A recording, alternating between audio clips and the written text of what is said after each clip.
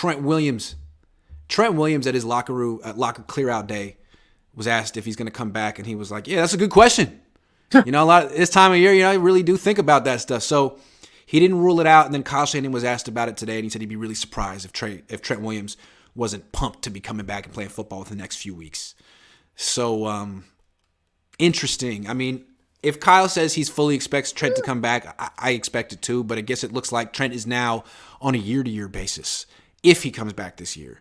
So it seems like the Niners have to have a plan for the future at left tackle, not to mention right tackle as well. What do you think? Yeah, 1,000%. I actually put it on my top. Once I saw that video, and then I read the Eric Branch article because he's the one that really published it first. That's when I already put my topic. I was like, oh shoot, man, because that was actually something I thought about. Honestly, after I saw him get ejected, I was thinking like, man, was that the last time we've seen him? Because that's was that I'm going out, I'm done, like let's just go out with a bang kind of thing. And maybe he's tired of this. Find this, like, man, suspend this. I'm out. I retire. Yeah.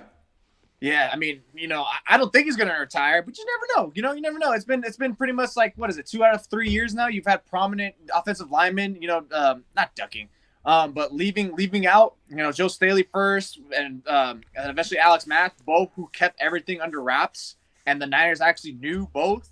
So I wonder about Trent. So I think regardless what you got to do, it's imperative now. You got to get his replacement. You have to get his replacement and just let him sit, or whether he's going to start. It doesn't matter. You need to find him in the draft, whatever it's in free agency. It doesn't matter. You need to figure something out. Maybe even double dip in the draft, because you cannot afford to be like, all right, we're going to put our trust in just one rookie and hopefully he wins it or something.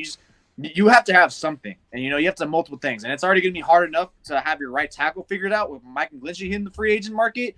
So you have a lot of work on your hand with that offensive line on both corners. Because right now, I think it probably behooves you to really find that backup just to at least get him ready and primed. It's the same way you did with Aaron Banks, even though Aaron Banks was a little unfortunate with the injuries and stuff. But that's something at least you can do. You can warm up these rookies to take over for the next start, to be the start of the next year. Brandon West says they said the same thing with Staley. They did. Yep. Staley was contemplating retirement, and they're like, no, he's coming back. He's coming back. Because even if Trent, they don't want people to know what they need to get and address. Like they went out and got Trent Williams before people knew that they needed to get Trent Williams. So I guess it's hard to say what's going to happen with Trent. Just because Kyle says he's confident he's coming back, that doesn't really mean anything. I just want to say something real quick. If Trent Williams retires and Brock Purdy doesn't play next year and the Niners miss the playoffs, they got to get rid of Kyle Shanahan.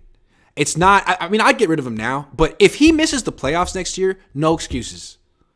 No excuses. So, and it's like, he shouldn't miss it even without Trent Williams. 7 teams in the freaking conference make the playoffs. 7. You should be able to make it. But I'm okay. I understand not firing a coach who just went to the NFC Championship game. I understand that, although I still think they should.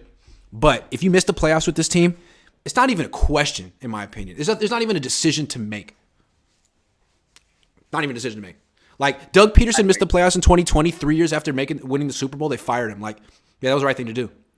They were right to do that. That was more unique, though. There was roster locker room politics. It was pretty much, hey, is it me or Carson Wentz? And they chose Carson.